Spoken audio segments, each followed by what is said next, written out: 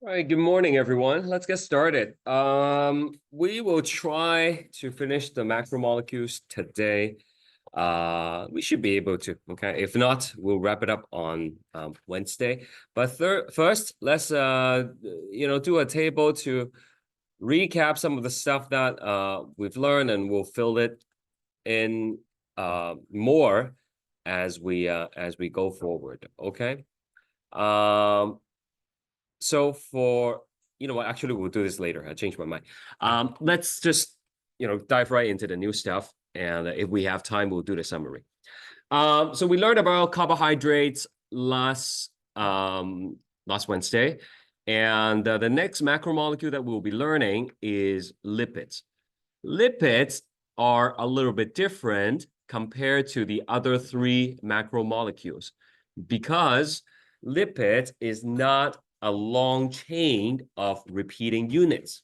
Okay? If you remember from last time, carbohydrates, take cellulose, for example, it's glucose connected to glucose, connected to glucose, repeated hundreds of times, right? Yeah. So it's a long train of repeating units. But lipids are not like that. Lipids are rather, you will choose some components and you put it together, and that's it. Okay, it's not hundreds and hundreds of repeating unit. So I want to do a quick overview for you first to see what kind of lipids there are, and then we're going to go through the PowerPoint slides. Okay, so please write this down, and it would be ideal if you have some colors. So here we go, lipids. Now, when you hear I say lipids, what's an example of lipid that comes to your mind? Yeah. Sure, cholesterol is a type of lipids. Morning. Anyone else? What would be yeah? So did you say no? Yeah, fats is another one, right? So let's write these down, okay? So the first type of lipids that we'll be looking at is fat. But everything in science has a fancy name for ordinary stuff. The fancy name for fat is triglyceride. Triglyceride, which is just good old fat. To make fat, you need two components, okay? You need to have this thing called glycerol. And we're going to have three fatty acids. Right? Three fatty acids. I'll tell you what that means later. So that's why it's triglyceride. Tri means three. A triangle has three sides. A tricycle has three wheels. A triglyceride has three fatty acids. Okay. Now, let me just give you some overview of what fats are used for in the body. People, hear fats, they think it's like a bad thing. Well, excess would not be too good, but we do need a bit of fat to function properly. For example, fats are excellent for long-term energy storage.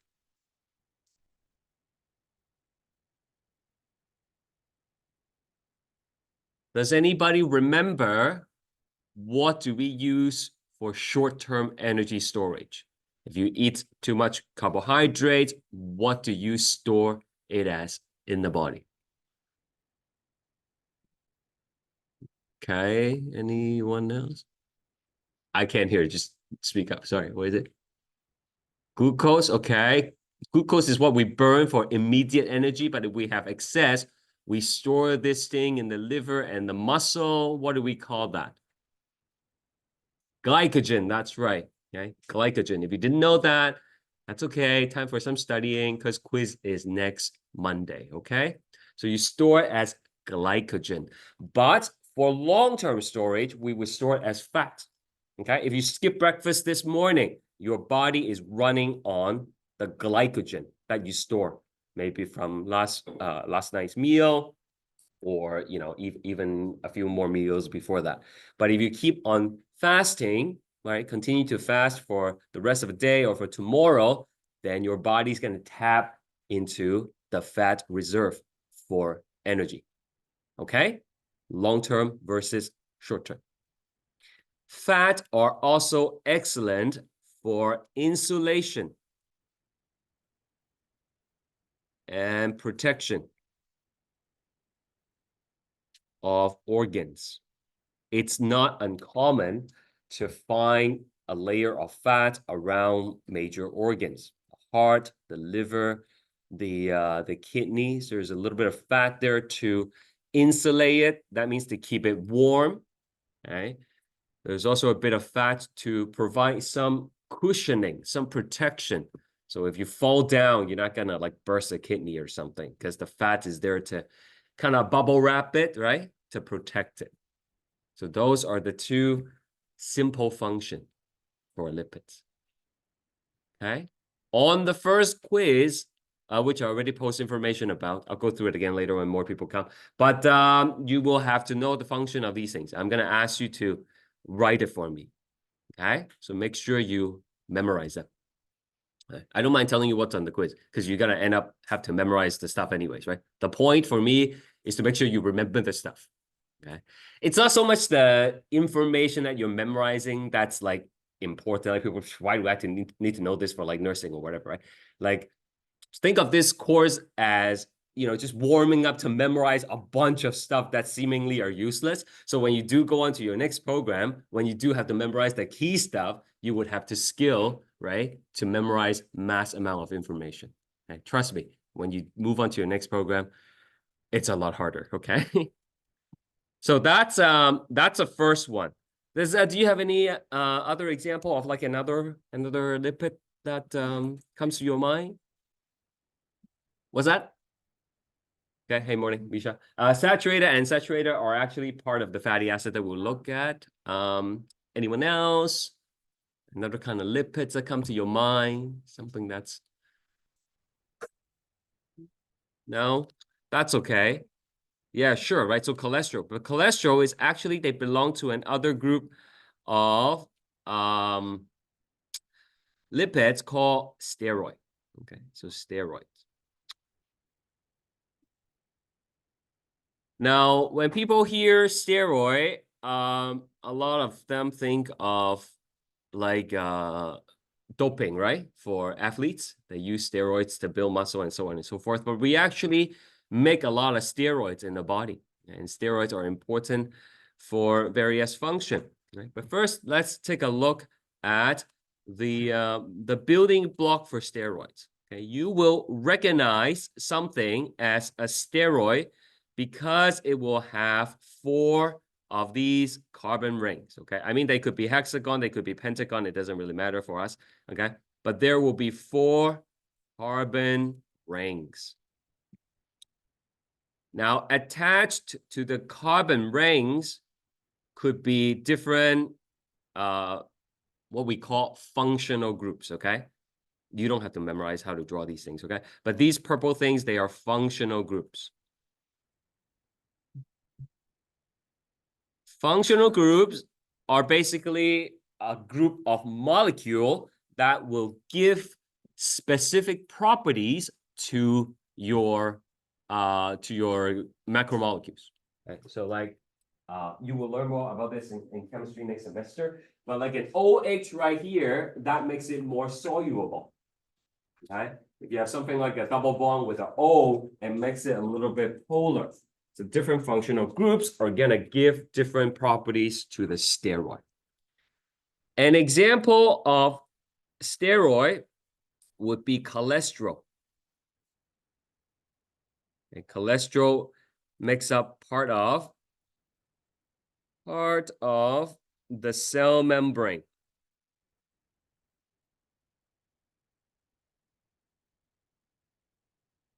Now a cell looks like this, and then that's the cell membrane. All our cells are going to have a membrane that separates the outside world with the living world on the inside. And part of the cell membrane is made up of cholesterol. Not a lot of it, just a little bit. Steroids are also important for making hormones. Now, I need you to understand, not all hormones are necessarily steroids. Some hormones, as you will learn, are proteins. Okay? But example of steroid hormones are sex hormones. Do you guys know examples of sex hormones in male and female? You must know, or like you must have heard of it, right? Like for male, right? Like athletes, they tend to say, oh, they have high level of, starts with a T, testosterone. Thank you. Hey, guys, you should know this if you didn't know that. And for the ladies, what's the counterpart? Estrogen, right? And one more starts with a P. Progesterone. Thank you. Okay, so these are sex hormones, and they are steroids. Okay? What does it mean that they're steroids? All we're talking about, all we're referring to is that the chemical structure has 4 carbon rings along with some functional groups. Okay? And that's what makes them a steroid. Any questions? Okay, so remember, not all hormones are necessarily steroids, okay? Insulin, for example, is a protein hormone. Okay? You need insulin to absorb sugar from the blood, right? All right, 2 more to go. Next one, we have, this one many people have not heard of. It's called phospholipids. Phospholipids. To make a phospholipid, you need this guy again, the rectangle, glycerol. Glycerol. Do not confuse glycerol with glycogen, okay? A lot of people do. Glycogen is carbohydrates. You store energy with it. Glycerol, it's what you use to build some of these lipids, and you will need this blue thing, again, 2 of them, and that is the fatty acid. And then there is a new thing that you need, okay, which is a head, okay, and the head is made of phosphate. Have you guys learned these polyatomic ions in chemistry yet? Like phosphate, nitrate, yes, no? No? Okay. So phosphate, for those of you who don't know, it's PO4 -3. Phosphate. Phospholipid is the major component of cell membrane.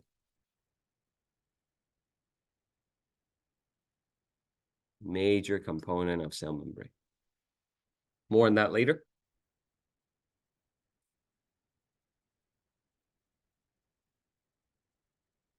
So 3 kinds of lipids so far: triglyceride, steroid, phospholipids. And the last kind is going to be wax. Wax. Where do you find waxy material in the body? Yeah, okay, sure, ear. Yeah, that's what I was thinking, but sure.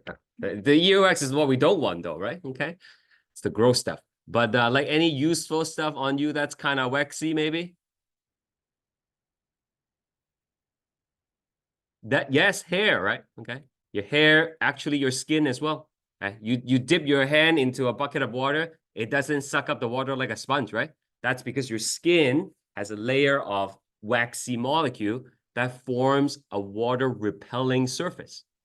Okay, so wax are important for forming water repelling surfaces. Okay, like the skin of an apple, the leaves of a plant. And wax is it's a fatty acid. fatty acid plus alcohol. Okay, like for reason we're not gonna go into too much detail. When you have a functional group that has OH, they are actually called alcohol. Okay. So alcohol is not necessarily like drinking alcohol, right? There are different kinds of alcohol. I think we talked about this before. Okay, like there's rubbing alcohol, which is propanol. Drinking alcohol is butanol, right? Sorry, ethanol, right? And then there are like, you know, other kinds of alcohol that you can have, methanol, butanol, so on and so forth, right? So alcohol in general just means the chemical structure has OH in it. Okay. So I want to reiterate, you need to know the major components of these lipids, and you need to know the functions associated with them for quiz number 1. Okay. Any questions so far? I will, of course, post this online after class. And then you can copy whatever you missed. So if you haven't already checked out the news item, I don't know if you know, but your tuition includes complimentary tutoring service at the college. Right? Every semester we get co-op students, usually in university, and they are here to help you with various subjects. Okay, so biology, chemistry, and that to me is like next semester, right? So make sure you take advantage of that. There's a link I post on eCentennial. You can click on it. There's a form you can fill in, and then you can request to meet with him either online or in person. Very convenient, okay? They do get booked up very quickly because, as you can see, like bio is not the only subject he deals with, right? And he also deals with, like, their ACE Bio is not you guys. Like, this is like for another program. But he does get booked up pretty quickly. Make sure you book the slot and, you know, ahead of the quiz next week, right? I am also available for extra help. But like I actually have another class in the afternoon online, so I got to rush home to do that. So I can't really stay to talk to you about things for extended period of time. But if you do need extra help, I'm usually here before class on Monday and Wednesday, okay? Or we can also meet virtually, okay? Do take advantage of that as well. After all, you can make my job, you know, more difficult, right? By making use of me, and that's totally fine. About the quiz, okay? I don't know if you guys see this yet, the quiz? Hands up if you read the announcement. Yeah, only some of you, okay? But your first quiz is gonna be on next Monday. Okay, please don't miss the quiz. If you miss the quiz, then we have to make arrangements. And do let me know if you're sick or something like that. Send me an email on the morning off, so I'm aware of the reason why you're not here. It was listed as September 18 on the schedule, but we changed it because we didn't have enough time. It will cover lecture 1 and part of lecture 2. Okay, everything up to and including lipids. Okay, the proteins and the nucleic acid, that's going to be on the second quiz instead. Have you guys used a Scantron card before? Do you guys know what that is? Scantron, hands up if you know what it is. No, okay, like these things, okay? You have to fill in the A, B, C, Ds, all right? It only works with a pencil. Please bring a pencil and an eraser, okay? You will not believe how many people don't have a pencil and an eraser on the first day of quiz, okay? I have a limited supply here, so please bring your own. This is a list of items you have to know for the quiz, okay? I know sometimes in the PowerPoint slides there are so much information, right? So like which one are important, which one are not. Look at the topic list and please watch the review video, okay? You will not regret it. Watch the review video. That's all I wanted to say. Okay, where am I? Let's go back to this. All right, but by the way, like I feel like I have to say this every semester. I don't get paid for you to watch the YouTube video, okay? Like people think I'm advertising a YouTube video because like I get like likes and subscription or what. I don't care if you subscribe or not. The videos are for your good, for your benefit only, okay? I just need to get it out there so you don't think like I have some other motives. Okay, lipids. Chemistry or lipids? So just like carbohydrates, lipids consist of the triplet. And we have the carbon, the hydrogen, and the oxygen. All right. However, as you saw in the note that I wrote for you, some of the lipids will have trace of phosphorus in it. Do you remember which of the 4 lipids that we wrote down has phosphorus in it? Phospholipid, right? The name tells you so. Okay? So phospholipid is the major component of cell membrane, and it got some phosphorus in it. Okay, the steroid, the triglyceride, and the wax, they don't. Unlike other macromolecules, lipids are built with components, which is what I'm trying to show you. Right? There's the glycerol component, there's the fatty acid. We'll take a closer look at those later on. And all lipids are overall hydrophobic, meaning they do not dissolve in water. What is the opposite of hydrophobic? Excellent. So let's take a closer look at the fats, okay, at the triglyceride. As I told you, triglyceride is made up of 1 glycerol and 3 fatty acids. They store energy and provide insulation for organs. This is what the glycerol molecule looks like. Just like before, you are not expected to draw them or memorize their structure, but it helps to understand it. Okay? Sometimes they call this the whole molecule because of the OH, OH, and OH. This is a fatty acid. Okay? Now I want you to pay attention to the end of the fatty acid. There's an OH here, and then there's an OH here. So you remember the theme that I have been trying to teach you is that whenever you need to link molecules together, you have to remove what? Exactly, right? You have to remove a water molecule in the dehydration synthesis, right? So we have to take an H here, take an OH, and we get our first water out. Because there are 3 fatty acids, you have to do it 3 times. So when you make a fat molecule, you end up creating 3 water molecules because you got to connect the fatty acid 3 times. You understand that?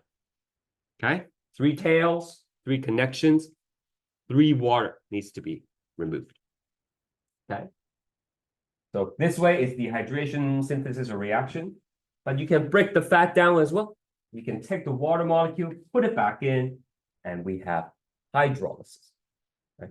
To break by adding water. Let's take a closer look at the fatty acid. But before that, where can we get our food source? Where can we get lipids from our food source?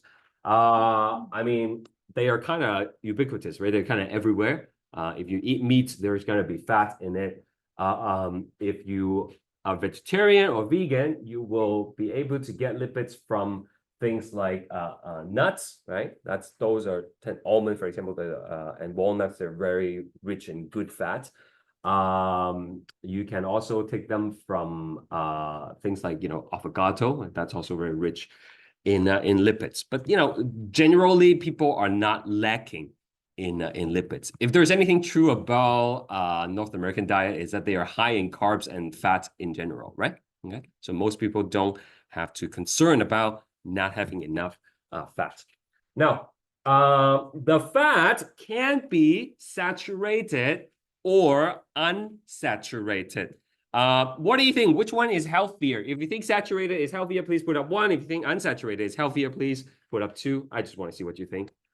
Which one would you, okay, yeah, which one do you think it's better for the body? Lesser of the 2 evils, saturated or unsaturated?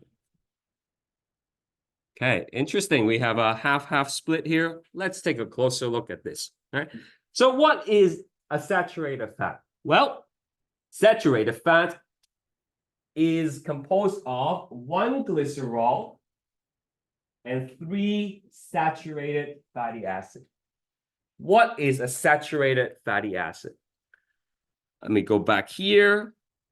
This would be an example of a saturated fatty acid. Okay, the fatty acid is only talking about the tail. Okay, the fat is the whole thing. So if the carbon in the tail are bound to a maximum number of hydrogen atoms, then it's saturated. It's saturated with hydrogen atoms. That's what it means. There are no more rooms for additional hydrogen. Okay, so that's saturated. You can see there's no more room for hydrogen. Carbon, as you will learn in chem later on, can bind to 4 things at most. So it's stuck to 1 thing, 2 things, 3 things, 4 things. No more room for additional hydrogen. That's saturated. Okay? Unsaturated, on the other hand, will have a double bond. So carbon is only bound to 3 things here. 1, 2, 3. It has room for more. So it's unsaturated. Okay? So here we go again. Saturated fatty acid contains carbons that are bound to a maximum number of hydrogens, and they are solid at room temperature. And here is why. I can draw the glycerol like this, and then I can draw the fatty acids.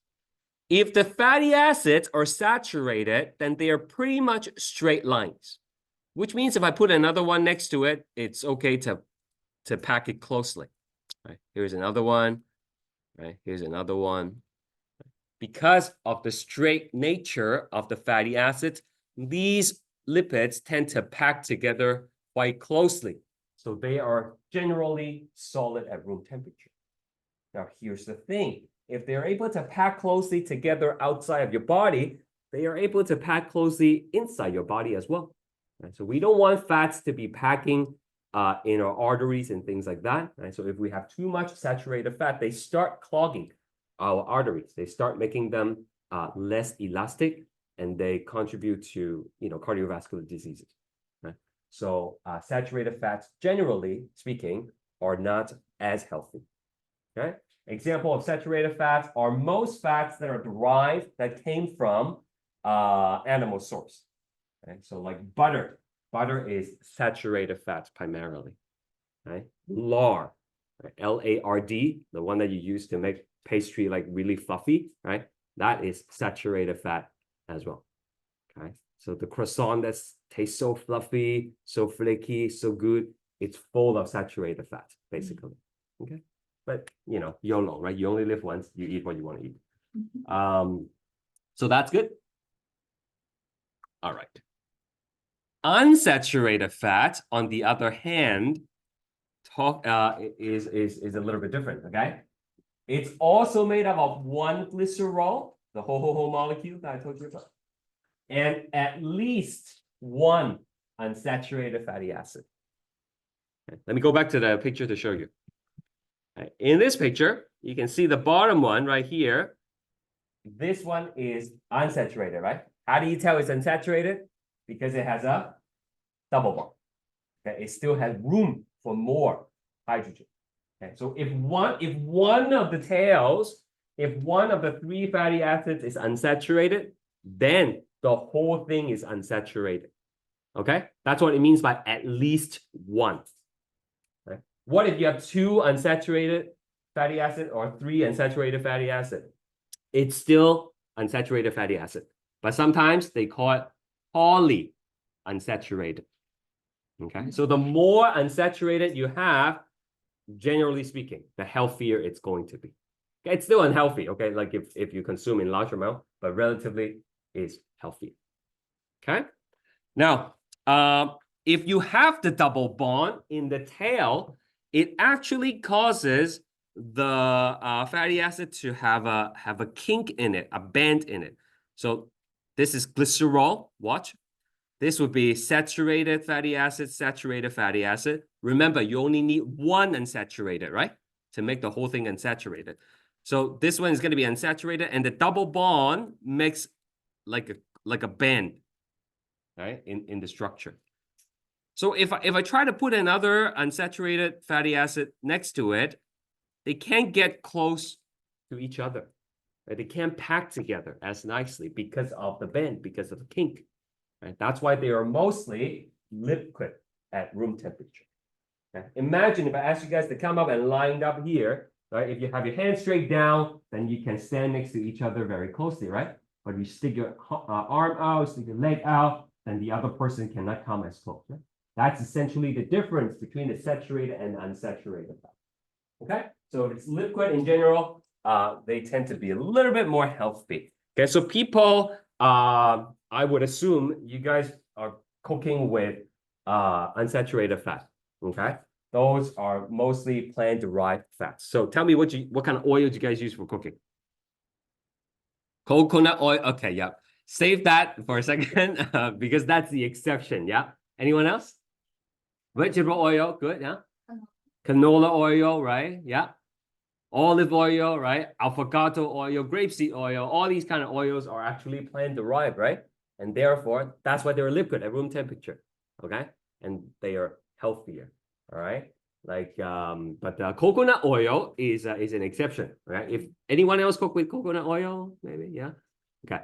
It comes with a pasty, right? Almost like a white, creamish, right? So it's like not completely liquid, but not completely solid either. It's a little bit in between. And you got to remember, right? Like the first time we met, the first class, I told you with the virus example that we try to put things in one category and then the other, but there are so many exceptions, right? So coconut oil, it's like an exception here. Even though it's a plant-derived fat, but its saturated content is actually quite high, okay?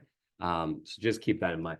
Don't use coconut as an example on the test, all right? You're just asking for trouble. If I ask you for an example of unsaturated fat, stick with the ones that we talked about here, okay? Avocado, olive, grapeseed, what have you. Saturated butter, okay? Lard, bacon grease, all right? People love to cook with butter. You see those cooking show, right? Okay, contest, they put big slab of butter just to cook an egg for breakfast. That's not healthy, okay? It might taste fantastic, but you won't be eating that for too long. Okay, so saturated fat is the bad one, right? I told you, but it's not the worst one, guys, okay? The worst kind of fat you can have, oops, sorry. I keep on jumping ahead of myself. Before I tell you about the worst kind of fat, let's talk about the essential kind of fat, okay? Essential fatty acids are fats that you need in the body, but you cannot make yourself, okay? Your body needs it, but you can't make them. So the only way for you to get them is to get them through the diet, okay? Is to actually consume them. Some of these essential fatty acids, you might have heard of it before, omega-3, okay? Besides omega-3, what are the numbers you have heard of? Omega-6 and 9, right? Okay, 3, 6, 9. Right? Those are generally they're advertised in like eggs or like rich in omega-3, 6, and 9, but eggs are not the only place you can get omega-3 and 6, 9. You can get them from like salmon and other fish products. Right? They are particularly rich in food like nuts and avocado as well. Common omega-3 include things like EPA and DHA. You don't have to memorize it, but if you are a mother, you might remember your doctor recommending you taking these as supplements during pregnancy because DHA and EPA are actually important for fetal brain development, okay? So by taking the supplements, you help your baby to become a little bit healthier, okay? These are the structure of it. Just for those of you who are interested, it's called omega-3 because the double bond occurs on carbon number 3. Okay, that's what it means. Okay, so here is another picture that shows you the difference between saturated and unsaturated.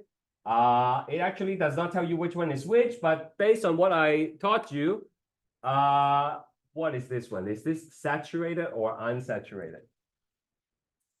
Yeah, the telltale sign is to look for the equal sign, right? The double bond, okay? Whenever you have the double bond, you know it's going to be unsaturated, and it creates these kinks, these bends in the structure. Okay? All right. Worst kind of fat. Now, the worst kind of fat is trans fat, right? Trans fat. So, where does trans fat come from? Well, if you take unsaturated fat, which is mostly liquid, right? We know that's the healthier version, but it's kind of weird to, you know, spread on your toast in the morning. Can take like olive oil and spread it on the toast, right? So what people did was, okay, let's take the unsaturated fat, let's take the vegetable oils, and let's add hydrogen to it. And then they convert it into saturated. Right? So now you can spread it, right? And that's what margarine, basically. That's how they are produced. Okay, margarine and shortening. You know that brand that says, "I can't believe it's not butter," right? Right. That one is basically margarine, right? And that's how you create it. You take the unsaturated fat, you add hydrogen to it, and it becomes the margarine. Now, as a byproduct of this process, you create trans fat. Okay? Trans fat are bad because we have no way of breaking it down in the body. Okay, we don't have the enzyme to break it down. And so it builds up in the body. It just accumulates over time, and it increases the risk of heart diseases and diabetes. Okay.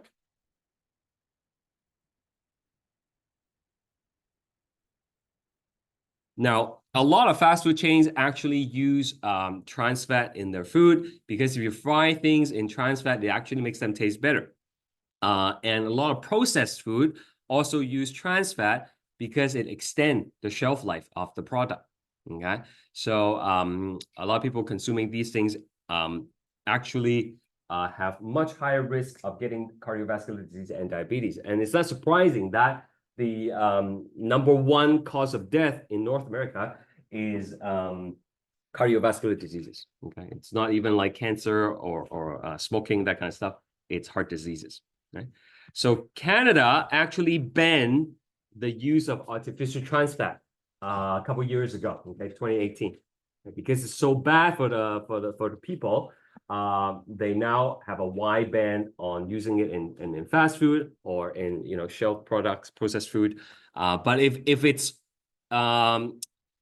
not artificial, right? If it's there by itself because of like the industrial process, like the margarine that you produce, like there's a byproduct, right? Then the ban does not apply. It's like only applies to if you deliberately add it to your food. Okay. So next time you eat something, you can look at its ingredient and see if there are any trans fat in it. Okay, moving on. Second type of lipid is phospholipids. Right? Phospholipids, as I told you, is a key component of the cell membrane and is made up of a phosphate head, which is polar. And then we have the glycerol right here. I can circle it for you. Bless you. Glycerol. This is the phosphate head. And then you have the tail.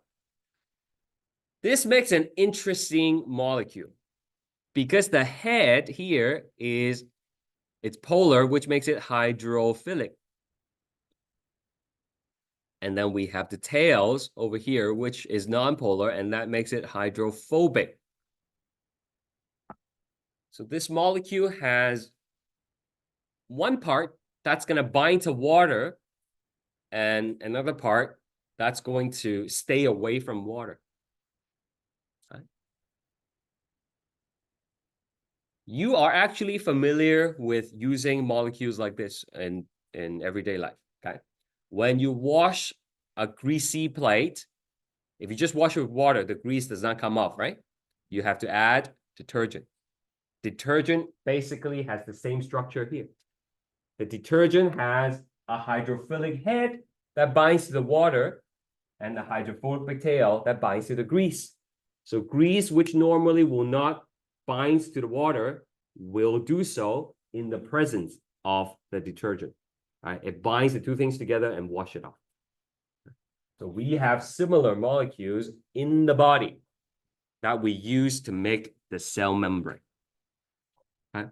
So this one has CHO and a little bit of phosphorus. Don't worry about memorizing this thing. I'm just showing you. We're going to talk more about this later on in lecture 4. But the cell membrane is made up of the phospholipid. Okay. in fact, it's made of 2 layers of the phospholipid. The best way to think about it is to think of like a peanut butter sandwich. The bread is like the hydrophobic head, and then you got a peanut butter in the middle, which are the hydrophobic tails. So more on that later. Third type is wax. Nothing too complicated about wax. It forms exposed surface of plants to prevent water loss. It protects and lubricates our skin and hair, as some of you have mentioned that already. Honeycomb has a lot of wax in it. Okay. In fact, there are a lot of cosmetic products that are derived from honeycomb wax, right? Like lip balms even, right? Chapsticks, they are sometimes made of beeswax. It consists of long fatty acid chains connected to alcohol. Again, alcohol just means it has OH on it. Nothing too mysterious. Okay, don't worry about wax. I'm not going to test you on wax, okay? But the other 3 you have to know, okay? Steroids. If I show you a picture of this and I ask you what lipid it is, you should be able to tell it's a steroid because of the rings, right? And you see 4 rings together, you have to know it is a steroid. And then there are these extra things that are attached to it. We just call them functional groups in general. So functional groups are small group of atoms that give specific properties to the molecule.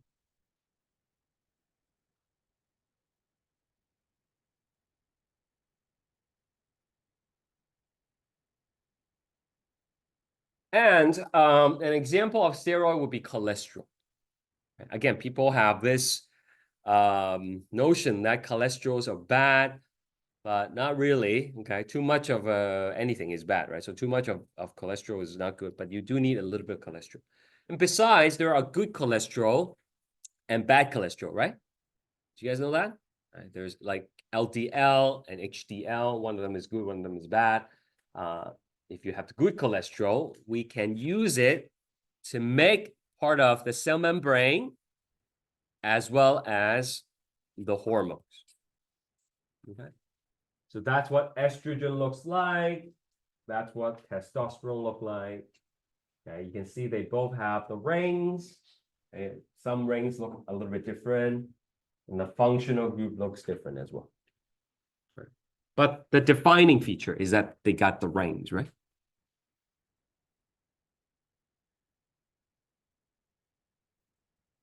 Let's try this question. Simple one.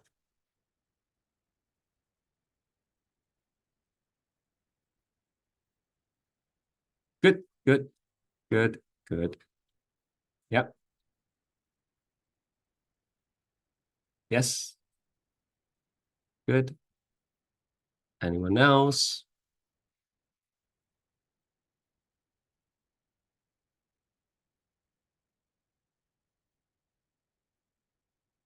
Remember, you're gonna show me your response so I know what it, yeah, that's correct. Good. Yes, yes.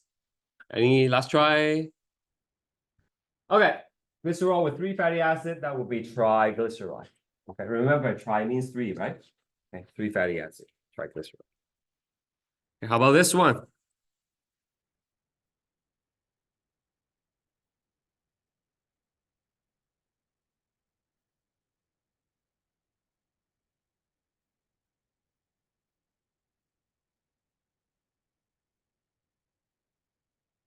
Not quite.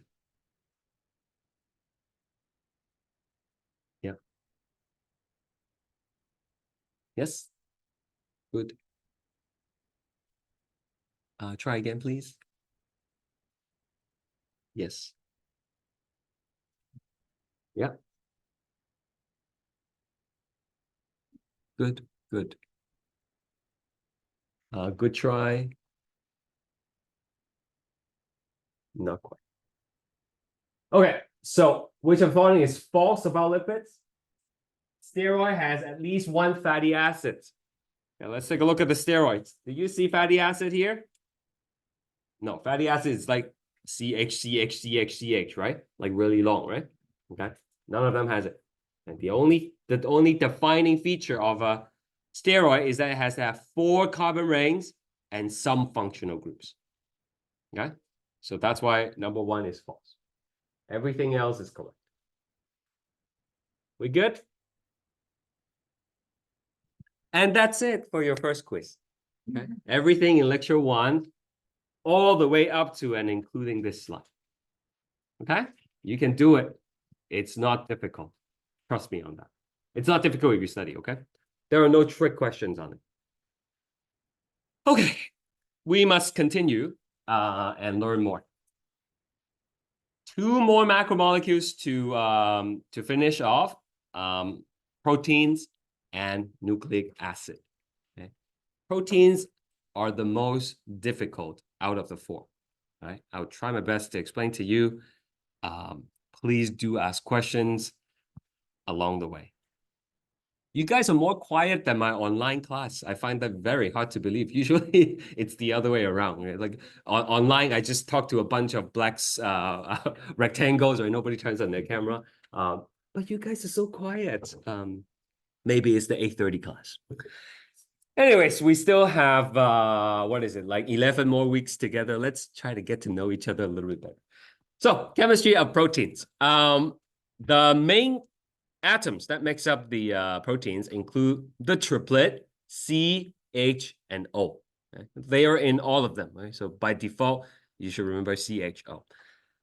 There are also nitrogen and trace of S. What is S? Does anybody know? Periodic table is right there if you need it.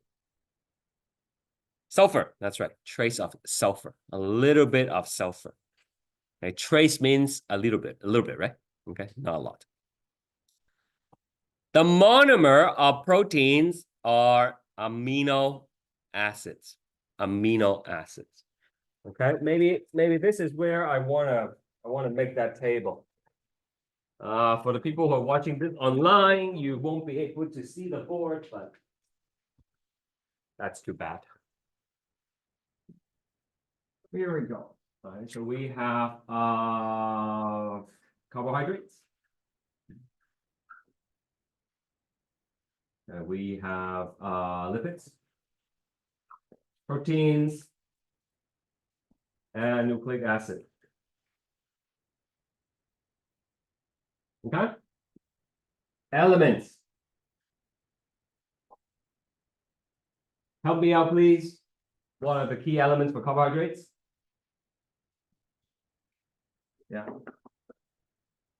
Lipids. That's a little bit off. Great, right? Write down, guys. Don't take a picture at the end. Write down. Proteins. And then plus a little bit of S. S is trace. Right? I'll tell you about nucleic acid when we get there. Monomer.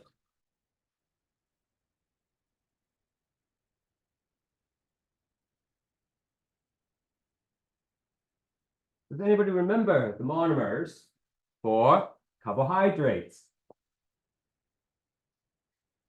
Yes, the saccharides, but is it what's the prefix for the saccharide? Excellent. Monosaccharide. Right? And we have 3 examples. Glucose. What's the other 2? Yeah, I heard fructose. That's good. One more. What is it, third? Yep.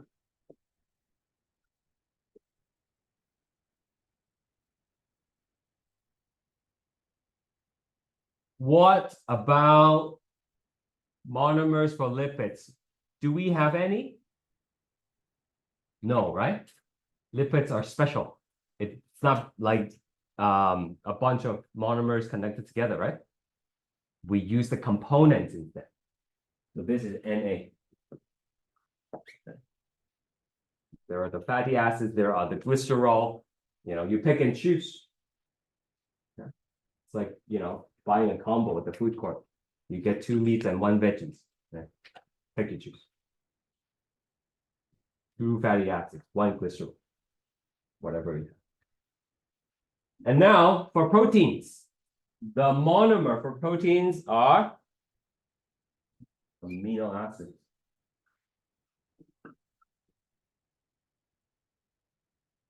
And there are 20 of them. 20 different types of amino acids. 9 of which are essential. What does essential mean again? Huh? We need them, but they are important, but that's right. But we cannot make them. Okay? So you have to eat them. Okay? You have to consume them. Here are the 9 essential amino acids. You don't have to memorize them. Okay. If you are not like a picky eater, if you generally eat a relatively balanced diet, then you wouldn't be lacking any of these. Okay. They're pretty common in regular food. Some are particularly high in certain kind of food, like phenylalanine. It's particularly rich in avocado, beans, rice, so on and so forth. Okay. But generally, a standard diet would cover all your essential needs. Talking about phenylalanine, there is a condition, rare genetic condition called PKU, okay, which stands for phenylketonuria. People who are born with PKU, they cannot digest, they cannot metabolize phenylalanine. Instead, it's going to build up in the body and it's going to affect brain development. Okay? So one of the first things that they screen for in a newborn baby is PKU. It's simply done with a blood test. Okay? So they do, this is called a heel prick, and they warm the baby's feet a little bit, and then they take a bit of blood from there. And, within hours, they'll be able to tell whether the baby has PKU or not. If they do, they have to be put on a special diet immediately, because breast milk has phenylalanine. Baby formula also has phenylalanine. Okay? So they have to be put on a special PKU formula that doesn't have the phenylalanine. Okay, that way it's not going to interfere with the brain development. Okay, so there's a little bit of connection with real life for you. All right, let's draw the amino acid together. Not that I'm going to ask you to draw on a test, but I think drawing it out is going to help you understand better what the situation is related to protein. So let's do this. Amino acid.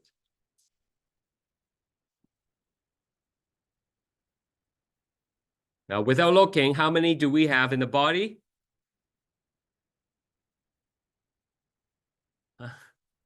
20, right? 20 amino acids, right? Okay. All of them share the same core structure. I'm going to draw that core structure for you. There is a carbon in the middle. Okay. You should draw this with me. Connected to the carbon is going to be a hydrogen.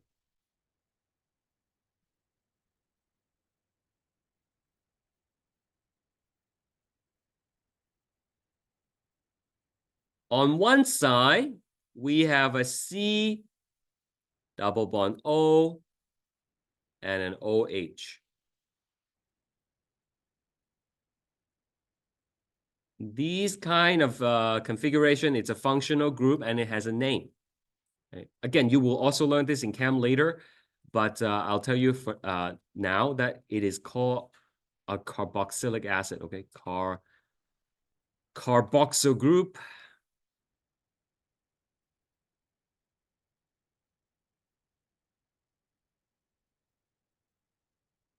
And on the other hand, we have an NHH like this.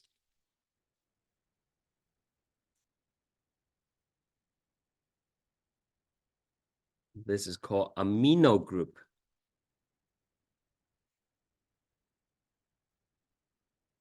So that's why it's an amino acid. There is amino group and then there's an acid group here on the right.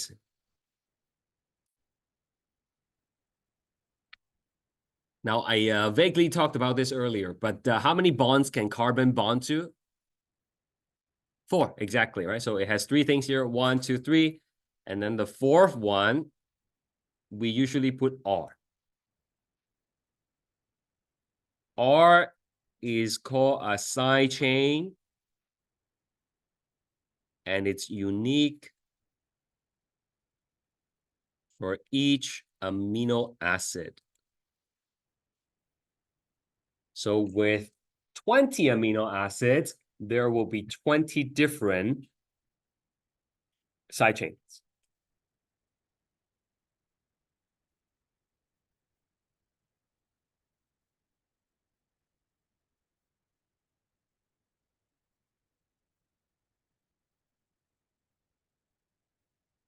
So this is what I want you to do.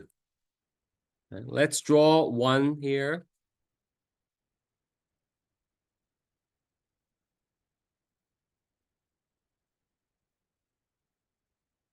Okay, we'll call it R1 for side chain number 1. And then we'll draw another one that's exactly the same next to it.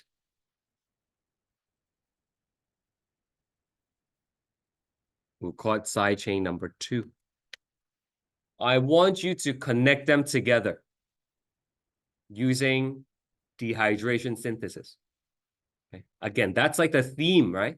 All these macromolecules that we're learning, every time we need to connect things together, we have to do dehydration synthesis. We need to remove water molecule, right? So I want you to try to figure it out, maybe with people sitting around you. If I need to connect one amino acid with another amino acid, how can I do that? Where do we remove the water and how do we form the bond? Okay, so just draw it out. It shouldn't be too difficult. Huh? You have it? Yeah, you draw it and then we'll take a look, okay? Yeah. Draw it on the paper.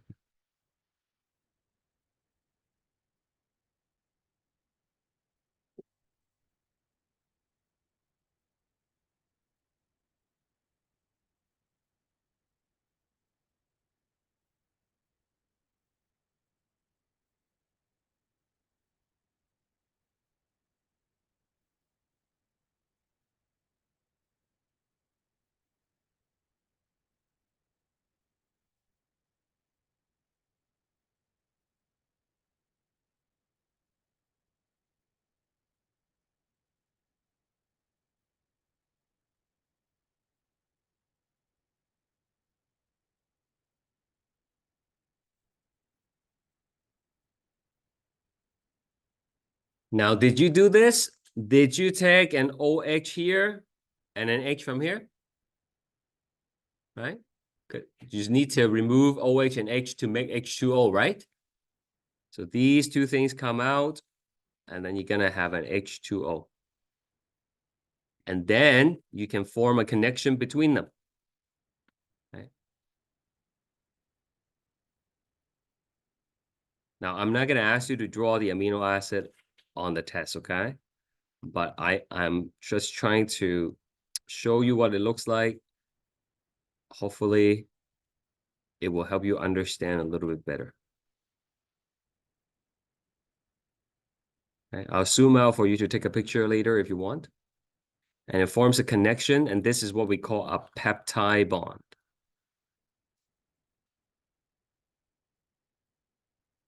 Okay. We can actually have another amino acid, and then we can remove the OH and the H, and then I can add another one on, right? And then another one, and then another one. So this can go on for quite some time, hundreds and sometimes thousands, depending on the size of the protein. But that's how you would build it. Okay, I think this is a good place to take a break. We will resume in about 5 minutes. Yeah. Let's keep going. Now that you know the general structure of the amino acid, let's take a closer look at some specific examples. Like I said, there are 20 amino acids that exist, and here are some of them. And you can group them into different categories based on the kind of side chain that it has. So for example, like I said, they all have the C in the middle, they all have the H, the COO. I know when I roll it, I have an H here. Sometimes they just roll it this way. Like we don't have to explain why. It's the same thing for us, okay? But the side chain here is, it's different for each one of them. Okay, so some side chain is going to make them non-polar. Some side chains are going to have a charge to them, positively charged. Some of them is going to be negatively charged, and some of them is going to be polar. Okay, so different amino acids are going to have different properties depending on what kind of side chain it has.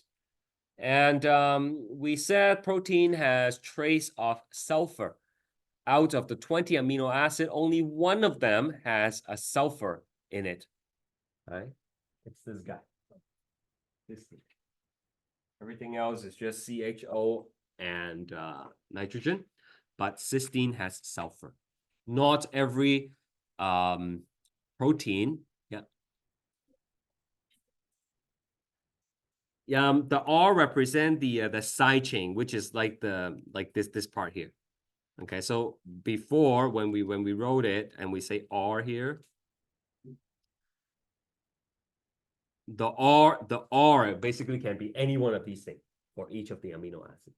Okay, but the whole thing is the amino acid, and there are 20 different kinds.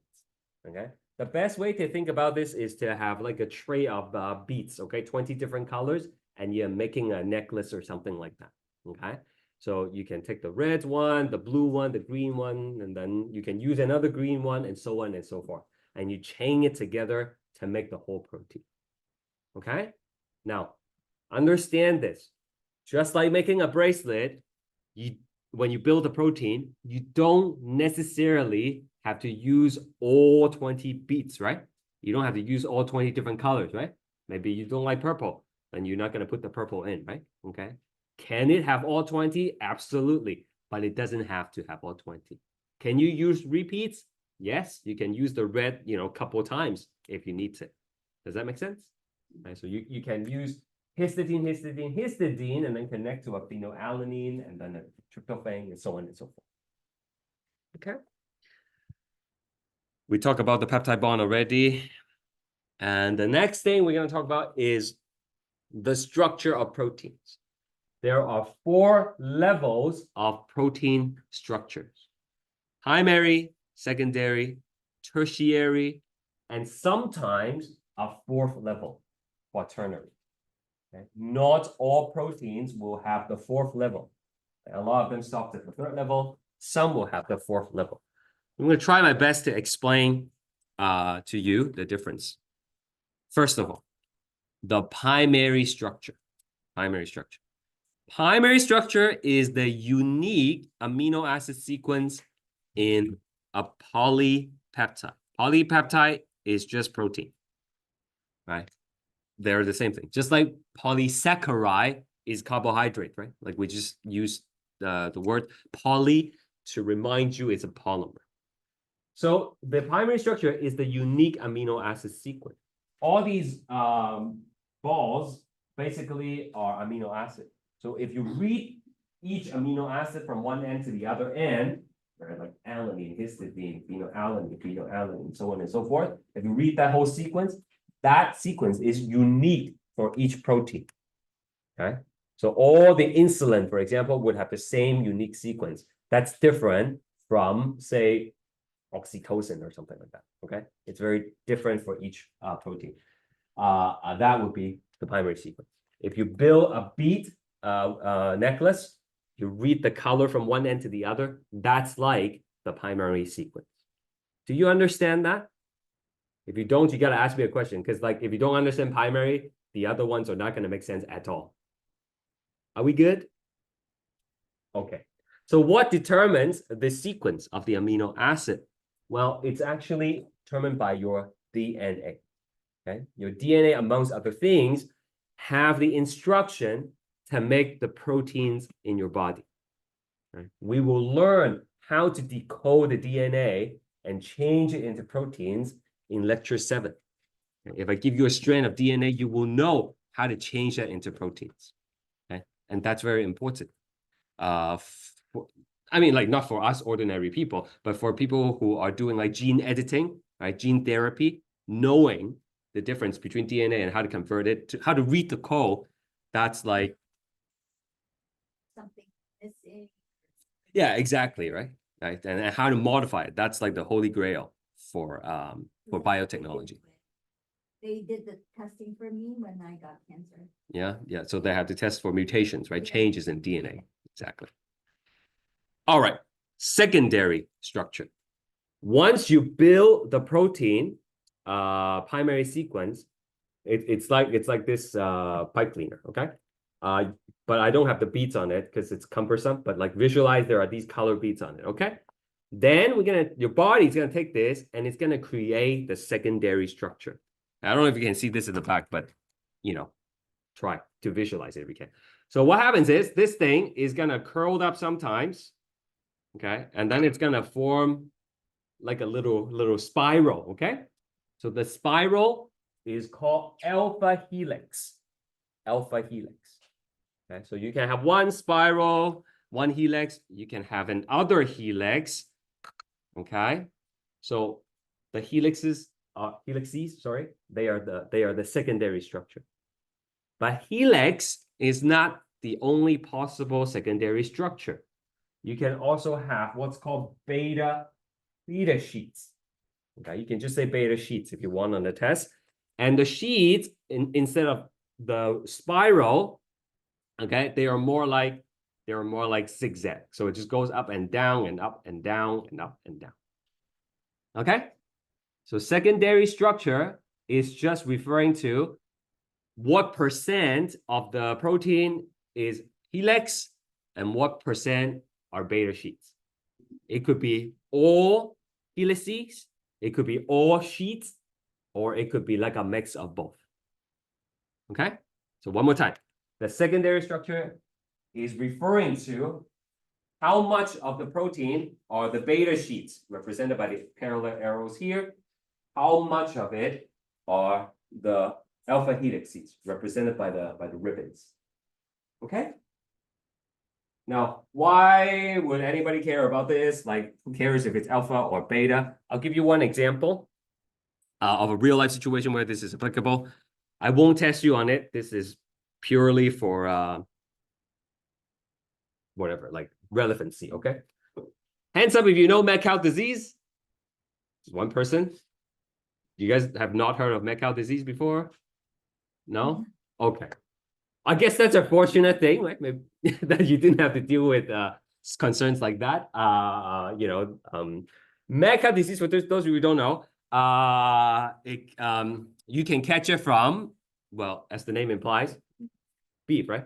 Cows, okay? Cows that are infected with mad cow diseases, if you consume their meat, you will also catch mad cow disease, okay?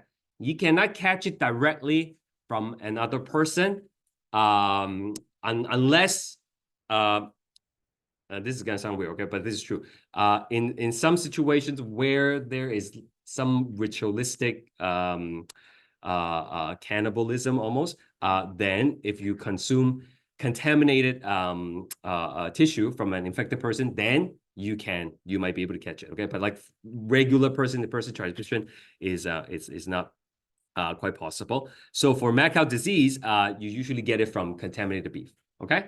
Now, it's not a virus, it's not a bacteria, it's not anything alive. Actually, it's caused by misfolded proteins. So you and I, we have a protein called the prion protein. Okay, let me spell it out for you. Prion. Prion proteins. We don't really know what it does in the body completely, but it's there. You have it, I have it. And the normal version of it, it has these ribbons. Okay, so what is this called again? Do you remember? Helices, right? Okay. So the regular normal protein that we all have in the body is made up of alpha helix. Okay? The misfolded protein in mad cow disease, in the meat of contaminated cow, for example, they have the beta sheet. It's the same protein, but somehow, the reason we're not going to go into, they misfold. Okay? They have the beta sheet instead. Right? So this is what happens. This is why it's scary. If you eat the contaminated beef, then you get this misfolded protein into your system, right? The misfolded protein will go find your normal protein, and then it will cause it to be misfolded. So now you have two misfolded proteins, okay? And then they will go find other normal proteins and in turns misfold them, right? So it causes like a cascading event, like a domino effect. And in time, all your proteins will be misfolded. When it misfold and have a lot of these beta sheets in them, they tend to clump together in the brain, and it will kill the neurons. Okay? So the medical term for mad cow disease is spongiform encephalitis. Encephalitis means inflammation of the brain. Spongiform, you can guess, it's describing your brain looking like a sponge, and that's what it is. Right? You're not supposed to have holes like this in the brain, right?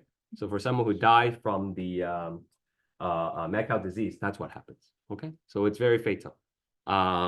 We actually had a little concern a couple years ago of cattle in Canada with the mad cows, and they had to purge the farm basically. Okay, so that's a little side fact for you. Any questions? Okay.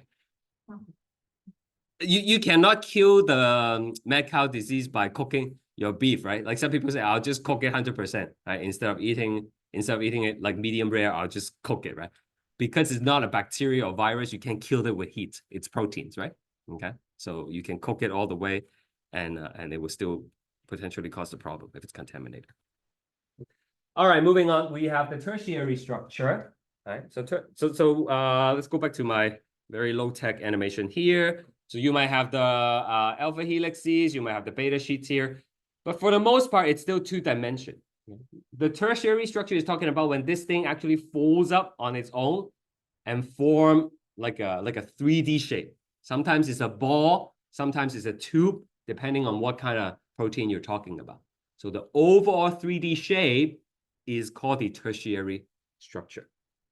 Okay. Now you don't have to memorize all these things, but the key takeaway here is that the overall 3D shapes are actually stabilized by the side chains itself. Okay, so some of the side chains are hydrophobic, so they could come together, and that would stabilize the 3D shape. Sometimes they can form these bridges or ionic bond, and it will hold the 3D shape together. Okay. And in most cases, that would be the end of the story. But sometimes the protein requires multiple components to work together. Right? So this green protein is non-functional on its own. And this pink one is non-functional on its own. So they need to find each other, and then they buddy up and form a complex. Then it's a fully functional protein. For proteins that require coming together, partnering up, that's when they have the quaternary structure. The quaternary structure, the fourth level, basically describes what individual protein needs to come together to form a functional unit. Right? So like in this example, for this whole protein to work, we need to have two of the pink proteins and two of the purple proteins, for example.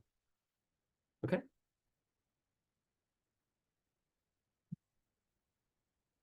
Now, each level of the protein structure contributes to the overall shape. Because it turns out whether the protein has the helix or the sheet, that's determined by the sequence of amino acids. Some amino acids are more likely to form the helixes, others are more likely to form the beta sheets. Okay, and then those in terms would contribute to the overall 3D shape. And the 3D shape of the protein, the conformation is the 3D shape. It's important for its function. There is a key and lock relationship between the shape and its function, right? Meaning, if you bend the key, you will no longer be able to open the lock, right? If you change the shape of the protein, it will no longer perform its function properly. Right? And the shape of the protein is very sensitive to a lot of factors. Okay? Denaturation means the unfolding a protein. Unfolding a protein.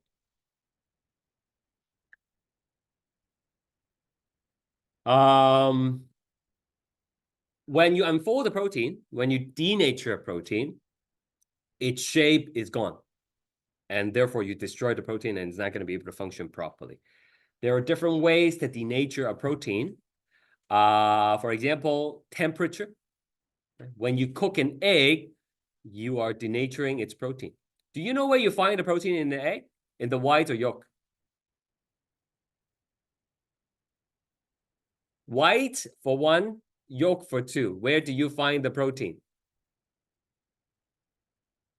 In the white, okay? In the white. Right? The white is where the protein is. The yolk is mostly omega-3, right? 6, 9, right? The fatty acids. So when you cook the egg, it changes from like translucent to white, right? And that's denaturation of the protein. There's no going back. You cannot uncook an egg, right? The same thing for meat. When you cook meat, it changes color. Right? That's denaturation. So in the body, when would we, quote, cook our protein? Like what prolonged condition is going to potentially lead to cooking of the protein that's inside our body?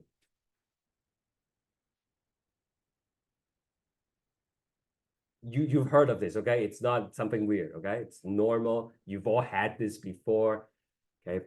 Prolonged. Yes, Benson. Fever? Fever, that's right. Okay, fever, right? Not rocket science. Right? If you have a fever, right, your body temperature goes up, right? If it goes beyond like 40 degrees for a long time, it's dangerous. It's dangerous because the proteins in your body, in your blood, for example, they start to unfold, okay? And if they unfold, they cannot do the job, and then we're going to be in a bit of trouble, right? Make sense? Other things that could change your protein structure, other things that could denature your protein includes pH. Okay? Remember, we talked about acidosis and alkalosis. Your pH is only compatible with life between a narrow range, right? 7.35 to 7.45. If you go outside of those ranges, the protein is going to start to unfold, and we're going to have the same problem as the temperature. Salt concentration is another one. Type of solution is another one. Okay, if you change it from hydrophilic solution to hydrophobic solution, your protein is going to denature. Okay, I do want you to understand this though. When you subject a protein to these conditions, these will only disrupt secondary, tertiary, and quaternary structure. The primary structure will remain mostly intact. Because the primary structure is covalent bonds. Those are, stronger than what's holding the secondary, tertiary, and quaternary structures.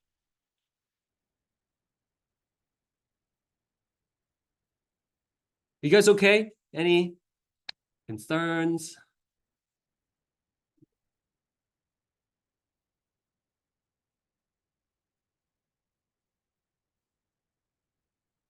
Your afternoon class is not until 12:30, right? Is that correct? Yeah? Anybody have like a immediate class after me? No, okay. So I might have to keep you for just the extra little bit, okay, extra 10 minutes. If you gotta go, you can go, that's fine. But I want to keep you like a little bit longer just to finish up the lecture, okay? Everything will be recorded, so if you need to go, you can watch it later. Okay. Again, like it feels very rushed because we are losing 3 classes, right? That's why. I'm very sorry about this. Okay, another example of where a tiny subtle change can have very big consequences. Okay, so this is hemoglobin. Hemoglobin. We all have hemoglobin in red cells, red blood cells. Okay, they transport oxygen and carbon dioxide. Okay. That's what red blood cell looks like under the microscope. These are the normal looking ones. Okay, they're nice circle. These are not healthy looking. Okay. So this condition is called sickle cell anemia. Okay. It's something you're born with, you can't catch it. Okay. If you don't have sickle cell anemia, then you're not going to get it later in life. Okay. So the normal hemoglobin protein is made up of 4 different peptides. So it has quaternary structure. In one of the peptides, it is 146 amino acid long. Okay? So, the primary sequence goes like valine, histidine, so on and so forth. And what determines this sequence again? Do you remember? What dictates the order of the amino acid? Exactly, the DNA, right? Okay. And DNA can mutate. DNA can change for various reasons, okay? And we're going to look at that later. And in people with sickle cell anemia, they inherited a mutated copy from their parents. And the instruction to make the hemoglobin is wrong, is incorrect. So when your body tries to make the hemoglobin at position number 6, instead of putting in GLU, right, they put in the VAL instead. Okay, and it turns out this one is polar and this one is non-polar. So just by changing one of the amino acid out of the 146, it causes the hemoglobin to misfold, which in turn causes your red cells to become banana shaped, sickle shaped. Okay, they cannot transport oxygen for you. In fact, they get stuck in your capillaries a lot of time, and it could be quite painful. Okay. So that's an example of where the function is related to the shape. And the shape can be affected by a change in the primary sequence. Okay. So this is something they're trying to treat with gene therapy, as we'll see later on. Right? The idea is to deliver the normal DNA to people with sickle cell anemia. And now if they have the normal instruction, they will be able to make proper hemoglobin, right? And then that would essentially cure the conditions. There are some success in that, but it's still in its early stages of development. Functions of proteins. What do we need proteins for? We need proteins for various structures in the body. Muscles are made up of protein. There are 2 major kind of proteins in the muscles that you have. That's why people who try to build more muscle, they take the protein shake, right? After they work out to build more of them. Nails are made up of proteins. We obviously don't have horns, but some animals do, and it's made up of the same protein as our fingernails. Hair, spider webs, they are also made up of proteins, okay, to name a few. Hormones, some hormones are steroid hormones, like the sex hormone we talked about for the first half, but other hormones are protein-based. They are made up of amino acid. The example I keep on using is insulin, but there are other examples. Please just stick with the one I give you on assessments to be safe, right? For your sake. We can use protein as an energy source. Not the preferred source of energy, but we can burn them. Okay? If you eat meat, you can metabolize it, right? And it also makes something called enzymes. Okay? We will talk about enzymes in a bit. Just a side note here. Many people in different cultures actually believe there are medicinal value in things like rhino horns and the scale of pangolin. Yeah? And that's why poachers, they hunt down these animals, right, to cut the horn down and then they would sell them in primarily like black markets, okay? So people would grind down the horns of the rhino into powder, and they would consume it, believing there are certain medicinal value to it, okay? Or they believe it's going to increase sex drive. In traditional Chinese medicine, right, sometimes it's believed that the scale of the pangolin has properties that would cure or help with the asthma. Okay, so a lot of people again sell these things in the dark market, black market. However, based on what I just told you, what is the substance that makes up the scale and the horns is the same as our. Wait, is listening at all? It's the same as our nails. That's right, same as nails. Okay. So does biting your nails increase your sex drive? If it does, I don't want to know about it, right? Okay. But it's the same thing, right? That's what I'm trying to tell you, right? If people understand the concept behind it, then it's ridiculous, right? Because there are no medicinal value in the proteins that makes up these structures. Okay. And in some ways, these animals are being hunted down for no good reason. You can read more about this, on Google if you're interested. Okay, enzymes.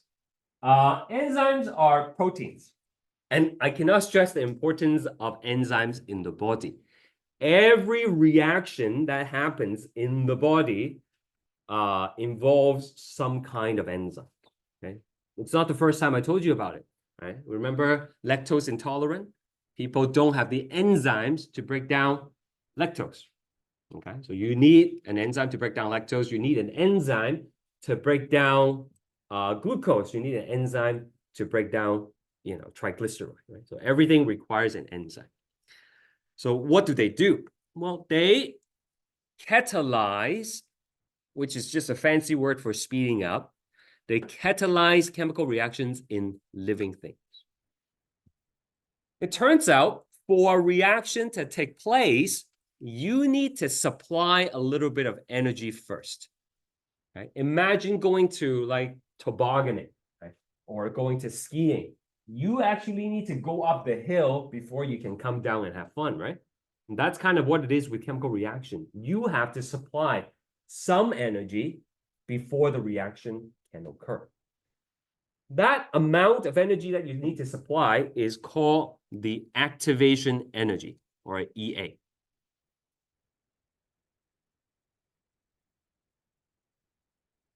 Right, the definition is right here. Energy required to start a reaction. Energy. And often, our body is not able to supply the energy needed for those kind of reactions. Right? Think about the car, right? Yeah. Put the gas in and then you drive. And after you drive for a while, you feel the hood is really hot, right? That's basically the energy that's needed to burn the gasoline, which in turn drive your car. But we cannot do that kind of reactions in the body.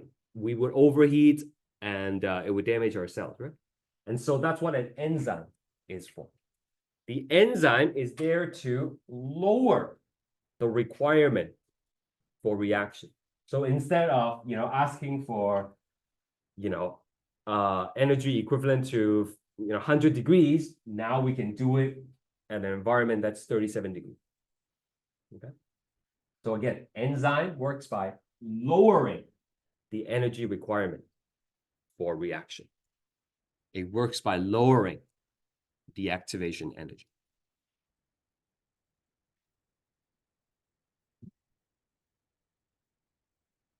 So here is an example of an enzyme. It looks really complicated, but just try to stay with me here. It's of a particular 3D shape.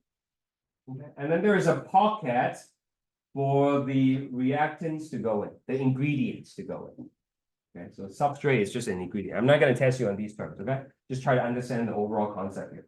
So the ingredients is like a cube and this shape here, and it fits perfectly into the site. If you change the shape of the enzyme, if you denature the enzyme with heat, pH, salt concentration, for example, then the shape of the pocket here will be distorted, right? Will be different. So it will no longer be able to fit the ingredient. And then the enzyme is not going to work anymore. And so that's one example of where prolonged high temperature is going to be a problem because your enzyme is going to stop working. If the enzymes stop working, chemical reactions are not going to be happening properly, right? So let's say this is a glucose. And let's say this is a fructose. So the glucose and the fructose is going to go into the pocket here for the enzyme. And then you're going to have a reaction, and then you're going to get a product. What would this product be? That's right, sucrose. Good. Right? So your body can make sucrose. In the same way, your body can break down the sucrose. If you take a spoon of sugar and you need to break it down, then you need a different enzyme to do it. Okay. So a couple of takeaways here. Number one, enzymes are proteins, and we need them to carry out chemical reactions. Number two, they help carry out reactions by lowering the energy requirement, right?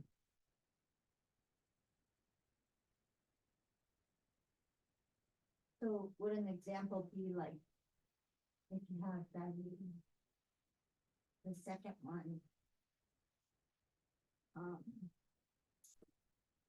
your pancreas will lower. It's not quite like that. Diabetes is more like insulin problem. Yeah. Which is not an enzyme, it's a hormone, right? Yeah. Okay. And the last thing is that the shape of the enzyme is important. Right? In fact, the shape of all the proteins are important, right? But particularly in the enzyme, if you change the shape of the pocket, then you cannot put the ingredients in. You know, it's like that toy, right? My kids used to have. You know, with the, and then you have different shapes to try to fit it in, right? Oh, Yeah. Okay. Like imagine one of the shapes got like distorted or something, like I don't know, step on it and it's distorted. It won't fit into the pockets anymore, right? That's what it is. The pockets are like the pockets of the enzyme. These are the ingredients. Sources of protein. Okay. Meat are excellent source of protein. Anytime you eat meat, okay, there are good meats and you know not so good meats, right? People say white meat are better than like dark meats, right? Okay, so like beef and pork, because it's like red meat, then it's not as healthy, but nevertheless they are very good in proteins. For vegetarian and vegans, they can rely on beans, soy product, and nuts, all of which are very good in protein contents, right? Okay, we don't have time to go through the concept track questions. Maybe next time. Okay. I'll post the answers for you later on. Nucleic acid.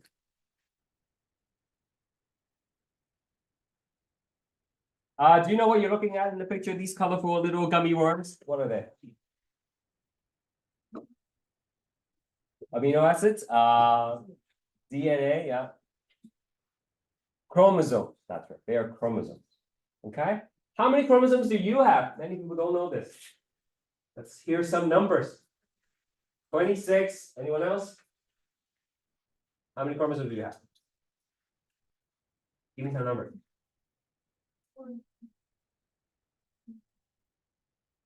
No? Okay. That's okay. 23 from mom and 23 from dad. Okay. So total you have 46. Okay, 46.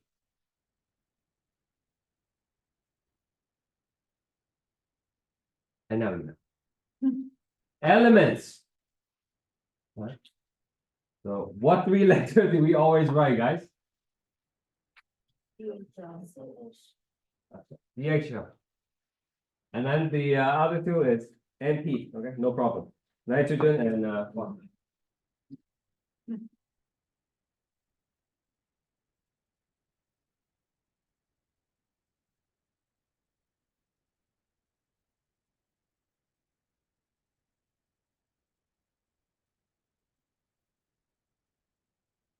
The monomer, the building blocks for nucleic acid is something called nucleotide. Nucleotide. It comes in 5 different flavors. A, C, G, E, or U.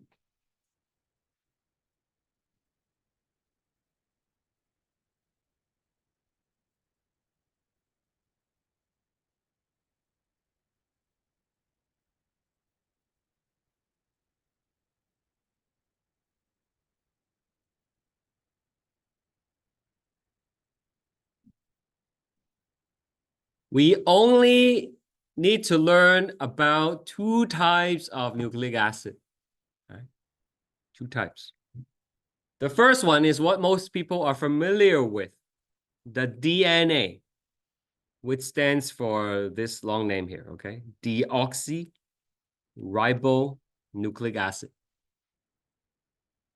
And RNA, again, like if you receive a Pfizer vaccine or Moderna vaccine for the COVID-19, chances are that is an RNA vaccine.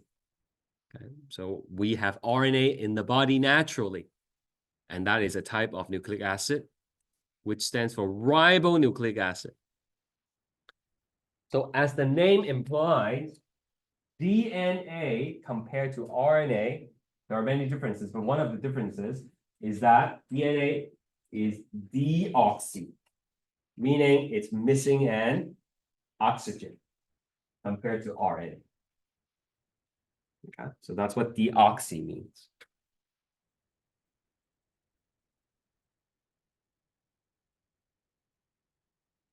Let's take a closer look at the nucleotides. Now, for amino acid, we already drew it out, right? And you don't have to draw it again if you don't want to. And I told you there is an amino group here, and then there is a carboxyl group here, right? Not important at the moment, but for nucleotide, there are 3 things. There is a phosphate. Okay. Phosphate is PO4 -3. There is a sugar, which is represented by a hex pentagon. And then there is a nitrogen, okay, sometimes called nitrogenous or nitrogen base. And so this is a nucleotide. There are 3 parts to it. Phosphate, sugar, and a nitrogen base, okay? Or nitrogenous base. You just say nitrogen base, fine. Now, the sugar is going to be different for DNA and RNA. This sugar here, you want to look at this particular carbon. Look at this carbon here versus this carbon. Okay. This carbon versus this carbon. Which one is missing the oxygen, the blue or the red? The blue is missing, right? So if it's missing an oxygen, is this DNA or RNA? DNA. The D in DNA stands for deoxy, right? It's missing an oxygen. So this here is the building block for DNA. This is for RNA. Okay? So it's missing an oxygen. Phosphates are the same for both. Now the base, they both have A, G, and C. A, G, and C. But for RNA, it has U, and for DNA, it has T. So AGCT for DNA and AGCU for RNA.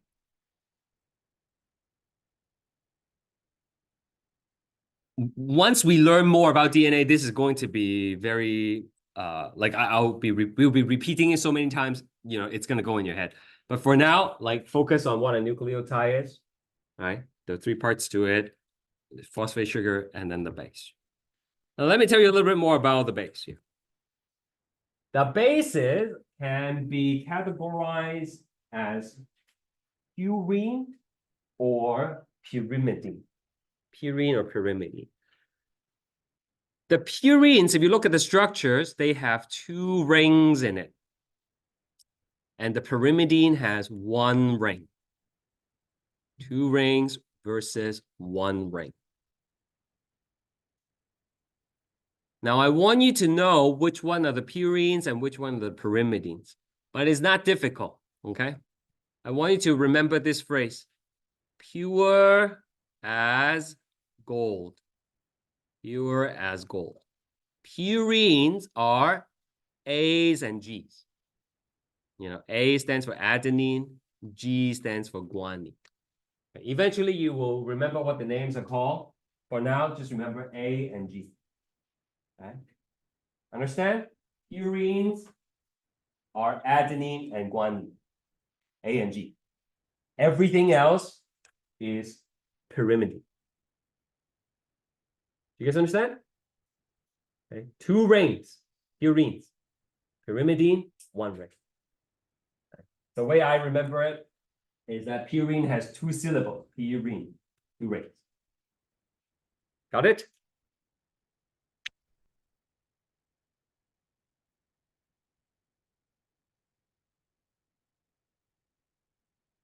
Okay, so a couple more things.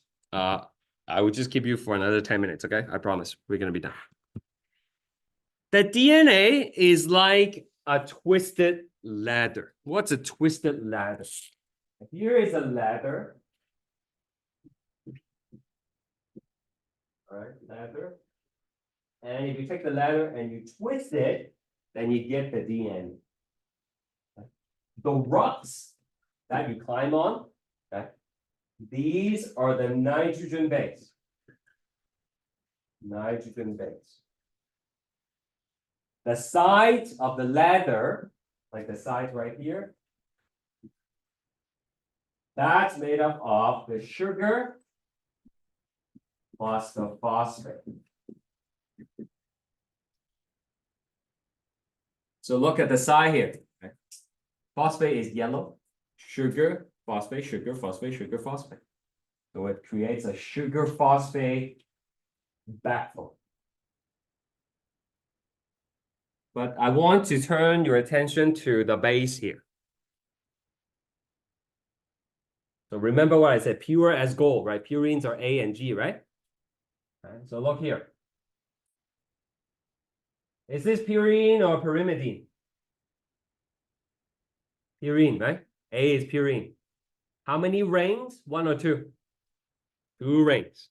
Just got to put a letter 2, a number 2 here. What about thymine? Is thymine 1 ring or 2 ring? That's right. Thymine is pyrimidine and it has 1 ring, right? So across is how wide? 3 rings, right? 2 rings plus 1 wing, 3 rings across, right? Okay, not wings, so rings. How about C? C is purines or pyrimidine. So how many rings? 1. What about G? 2 rings.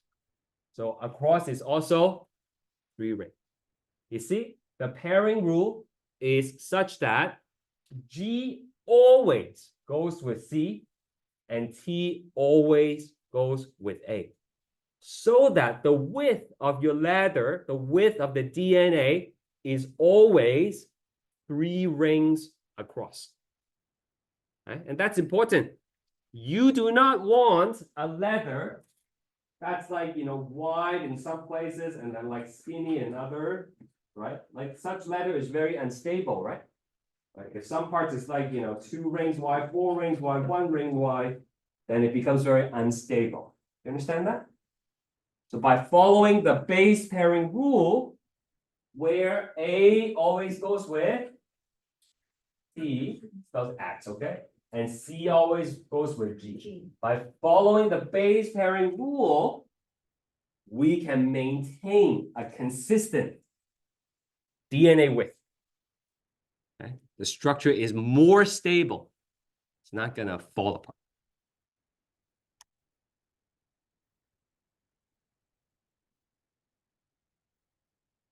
Just two pieces of information from this picture. Again, we'll go in a lot more details later on in later lectures. But if you look at this picture, there are two properties that I want you to understand about DNA. Number one, it is complementary. Complementary means if you know one strand, you can predict the other strand. If you know one side, you can use the pairing rule to predict the other side. That's what complementary means. Okay? You can predict the other side. Anti-parallel. You can see in the picture that this and this, like one is upside down, right? Compared to the other. So that's what anti-parallel means. The two strands are parallel to each other, but it runs in opposite direction. The best way to think of this is like a highway. You have the northbound and then you have the southbound. The two roads are parallel, but the traffics are opposite, right? That's what this is. Upside down relative to each other.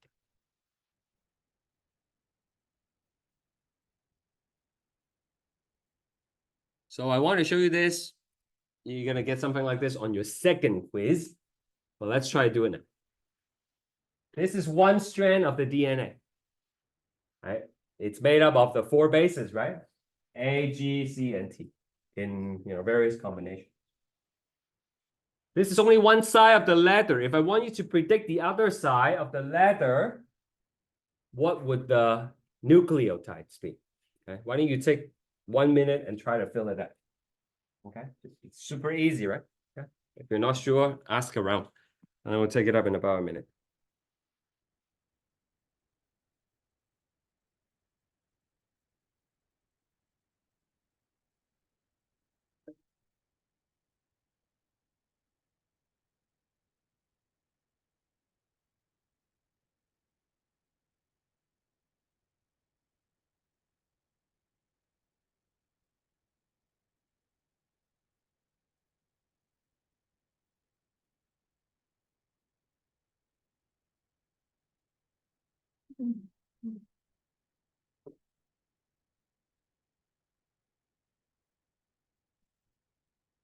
All right. What does A pair with? T. What does G pair with? That's right. And you just follow the rule, right? C goes with G. T goes with A. And this property where you can predict the other strand, we say complementary. Complementary. Okay. If you look at the direction, they will be running in opposite direction. Anti-parallel. Anti-parallel. This is just an overview. We'll learn more about anti-parallel later on. Okay. How many marks do you think this question is worth on the test quiz? 2 marks. 2 marks. Okay, this is another one. All right. It's not too difficult. Just try it out. We'll try it together, I mean. Okay, suppose a cell has 40% adenine in its DNA. I want to add in its DNA. Find the percent of the other stuff. All right, let's take a look at this. If you have 40% A adenine, 40% A, what else will you also have? Oh, I'd give you the answer already, sorry. You will also have 40% of T, right? Okay, sorry, jumped the gun there. But does that make sense? Because A always pair with T, right? Okay. So if you add these together, what do you get? 80%. That means you still have 20%. And the 20% is evenly split between which two? C's and G. Okay, which means you're going to have 10% and 10%. Does that make sense? Yeah. Okay. So maybe just try one more quickly. Let's say we have 30% C. Okay, you do it. Figure out the rest of them.